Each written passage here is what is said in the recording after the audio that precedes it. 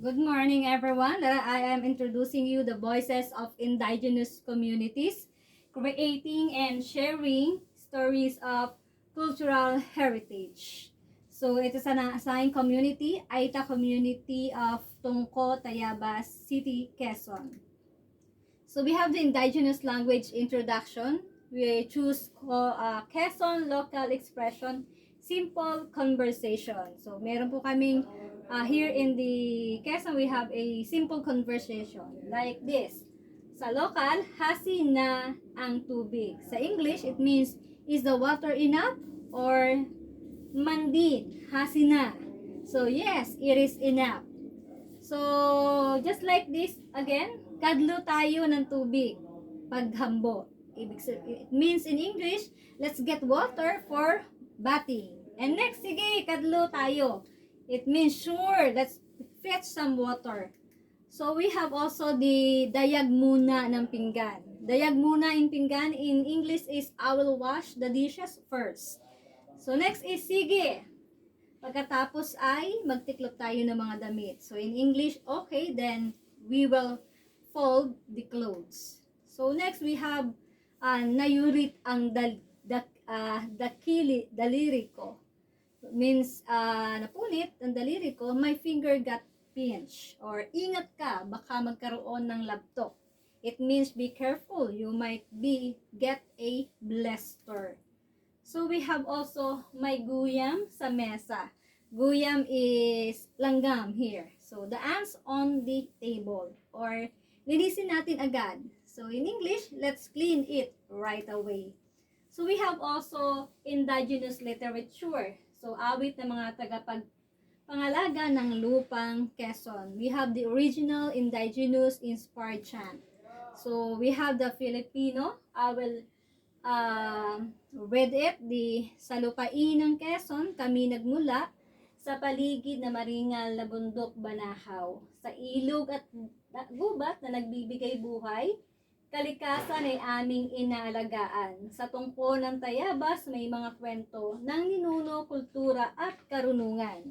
Mga aral na iniwan, nakaraan, patuloy naming pinapahalagahan, sama-sama ang pamilya at pamayanan, tulong-tulong sa bawat gawain, paggalang sa lupa at kalikasan, dangal ng kultura ang aming iingatan. So, in English, we come from the land of Quezon, near the majestic Mount Banahaw.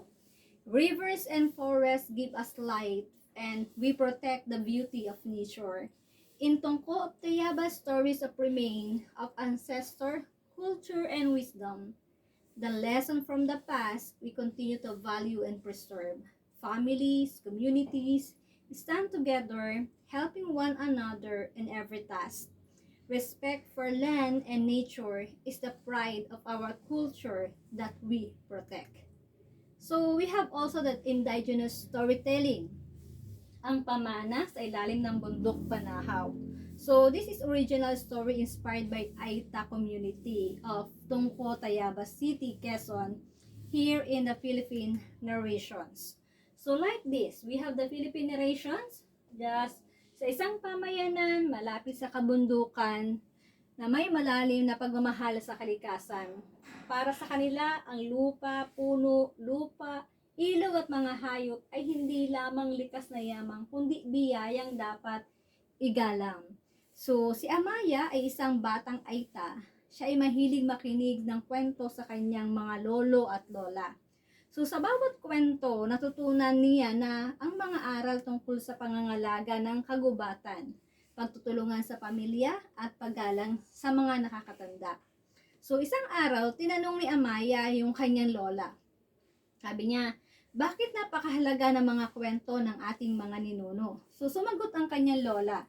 So, dahil ang kwento ay nagsisilbing gabay. Dito natin matututunan kung paano mamuhay ng may respeto sa kalikasan at sa kapwa.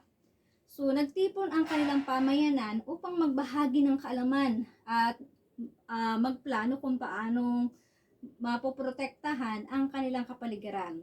So, ang kanilang leader ang naging gabay ng mga tao upang magkaisa at ipagpatuloy ang mga tradisyong minana mula sa mga ninuno. So natutunan ni Amaya na ang pagiging bahagi ng kanilang kultura ay hindi lamang tungkol sa nakaraan, kundi tungkol din sa pagpapanatili nito para sa susunod na henerasyon. So mula noon, ipinagpatuloy ng kanilang pamayanan ang pagtutulungan, paggalang sa matanda at pangangalaga sa kalikasan.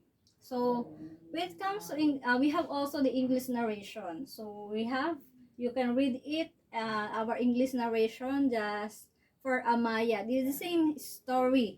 We have Tagalog and we have the English. So we have also the cultural. So what indigenous beliefs were shown? So the presentation before, with respect for nature, the importance of family, preserving community, traditions, and future generations.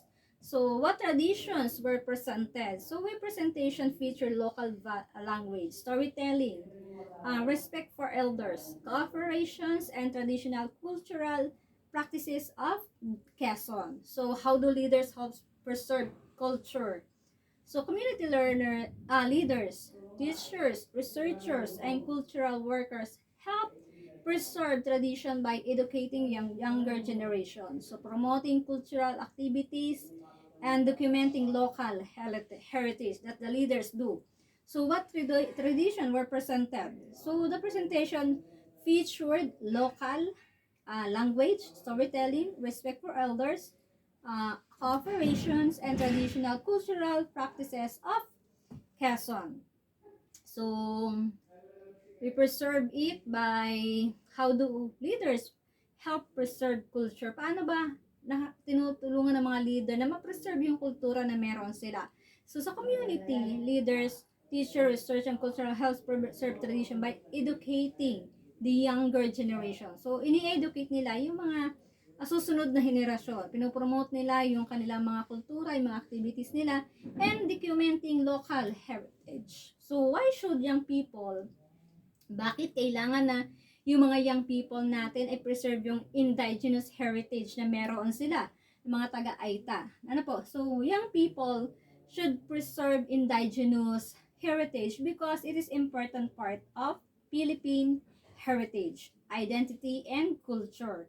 So, preserving tradition helps keep our heritage alive for future generation. So, ayun po yung, ayun yung kung bakit pinipreserve yung indigenous heritage. Ano? So, next, we have what lesson can barangay official learn from these indigenous communities? Ano ba yung matututunan? Ano ba yung dapat lesson na matutunan ng mga barangay official from this indigenous community, which is considered the Aita community? So, barangay official can support cultural preservation by organizing cultural activities, protecting local traditions, promoting respect for indigenous communities, and encouraging community participation. So this is why we have the voices of the here the voices of, let's go to the voices of indigenous communities. So let us have creating and sharing stories of cultural heritage. Thank you and God bless you.